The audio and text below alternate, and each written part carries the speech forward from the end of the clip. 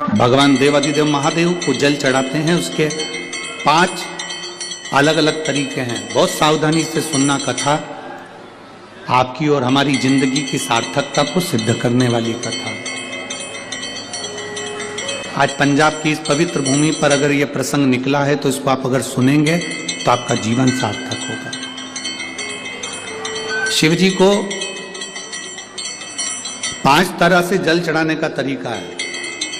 जैसे पंचामृत होता है, दूध, दही, शहद, घी, शक्कर, ये सब पंचामृत के अंतर्गत आते हैं। उसी तरह शंकर जी को 5 तरह से जल चढ़ाने का क्रम वर्णित किया गया। आप उसको समझेंगे, बहुत सावधानी से समझिएगा। पहला, जल लेकर आए, सीधे डायरेक्ट शंकर भगवान के शिवलिंग पर चढ़ा दिया। ये प्रथम जल का चढ़ाने का तरीका। दूसरा,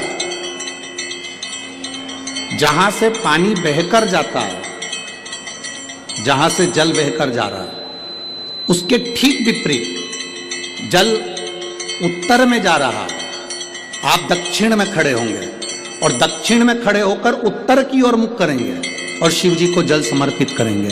ये रोग मुक्ति करने वाला है और हमारे रोग पर हमें विजय प्रदान करने वाला है। ये जल चढ़ाने का। एक सीधे मंदिर में गए, लोटा भर कर जल उठाया, शिव जी को चढ़ा दिया। दूसरा जल, जहां से पानी बहता है, शिव जी का चढ़ा हुआ जल जहां से बहकर जाता है, उसके ठीक विपरीत में शिव जी का जल इधर जा रहा है तो तुम यहां खड़े हो, तुम यहां बैठो, यहां मत बैठना, यहां मत बैठना, इधर बैठो। अगर रोग का निवारण है तो यहां बैठकर। तीसरा, अशोक सुंदरी से जल चढ़ाते चढ़ाते शिवलिंग तक लेकर जाना और शंकर भगवान के शिवलिंग पर पूर्ण जल समर्पित करना। यह तीसरा तरीका। यह कार्य की सिद्धता के लिए। हम जब किसी से आस न लगाकर परमात्मा से विनती करते हैं तो वो विनती करने का तरीका। तीसरा। चौथा, शिव जी पे चढ़ा हुआ जल 5 जगह पर समर्पित करना। गणेश जी, कार्तिकेय, अशोक सुंदरी, शिवलिंग और जलाधारी। ये चौथा क्रम है। जब जिस नारी का, जैसे एक पत्र है, देखिए,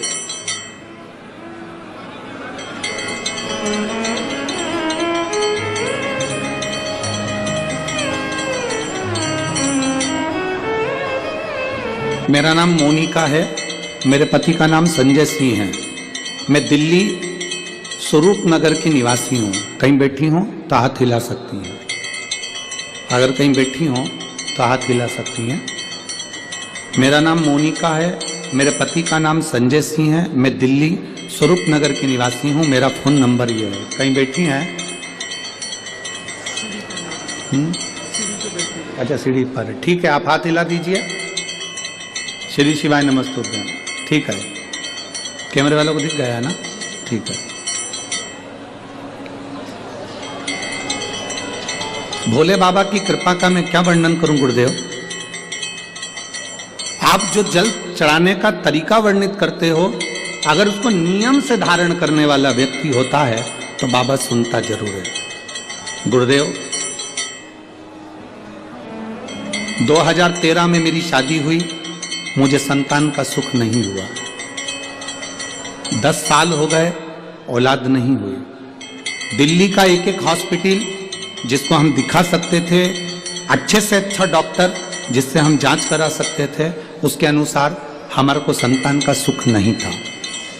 आयुर्वेदिक डॉक्टर, अंग्रेजी दवाई, होम्योपैथिक सब कराई, IVF भी कराया तो भी संतान का सुख नहीं आया। आखिरी में डॉक्टर ने कह दिया, इधर उधर मत भटको, तुम्हें संतान नहीं होगी। जिसने जहां कहा हम वहां पर भी गए, गोदी भरवाई, झोली भरवाई, पर संतान नहीं हुई। गुरुदेव, मेरे बाबा की कृपा किसको कहते हैं? आपने बेलपत्री के वृक्ष के नीचे जल चढ़ाना, उसमें से जल बचाकर शिव जी को समर्पित करना, सफेद आंकड़े की जड़ का प्रयोग करना, ये बताया था। और मेरे बाबा की कृपा से मेरा गर्भ ठेरा। मेरे बाबा ने मुझे आज 10 साल के बाद औलाद दी है। मैं उसको यहाँ प्रणाम कराने के लिए लेकर आई हूँ, उसको नमन कराने के लिए लाई। बच्चा लाए हैं के साथ?